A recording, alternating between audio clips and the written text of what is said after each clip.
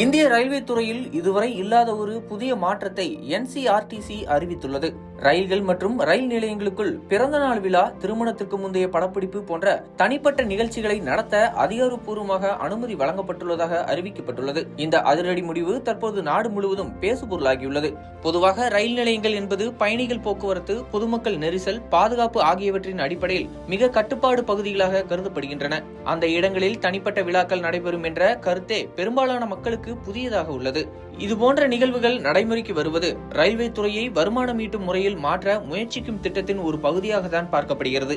இந்த புதிய முயற்சியின்படி காலை 6 மணி முதல் இரவு 11 மணி வரை ரயில் நிலையங்களில் பிறந்த நாள், திருமணத்திற்கு முந்தைய புகைப்பட வீடியோ படப்பிடிப்பு போன்றவை நடத்த அனுமதி அளிக்கப்படும்.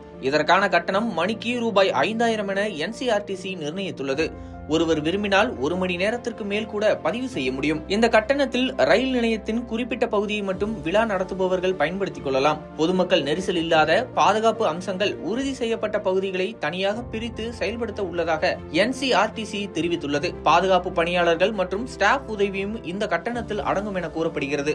ரயில் நிலையங்களில் இதுபோன்ற நிகழ்வுகளை நடத்துவதற்கு முன் யார் வேண்டுமானாலும் ஆன்லைனில் விண்ணப்பிக்கலாம்.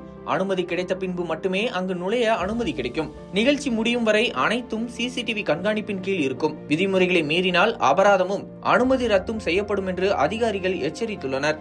நமோ பாரத் ரயில்கள் எனும் பெயரில் தற்போது பல ரயில் சேவைகள் புதுமையாக அறிமுகமாகியுள்ள நிலையில் ரயில் நிலையங்களை கூடுதலாக வருமானம் ஈட்டும் வடிவமாக மாற்றும் முயற்சியாக இந்த திட்டம் பார்க்கப்படுகிறது.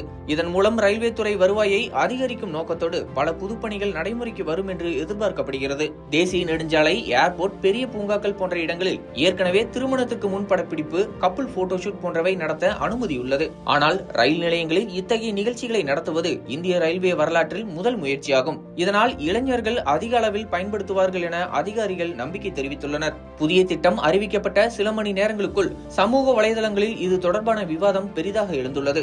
ரயில் நிலையங்கள் விழாக்கள் நடத்தும் இடமா, பாதுகாப்பு சரிவர கவனிக்கப்படுமா என்ற கேள்விகளும் எழுகின்றன.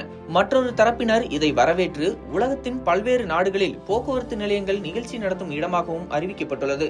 இந்தியாவிலும் இது ஒரு நல்ல மாற்றம் என ஆதரவு தெரிவிக்கின்றனர்.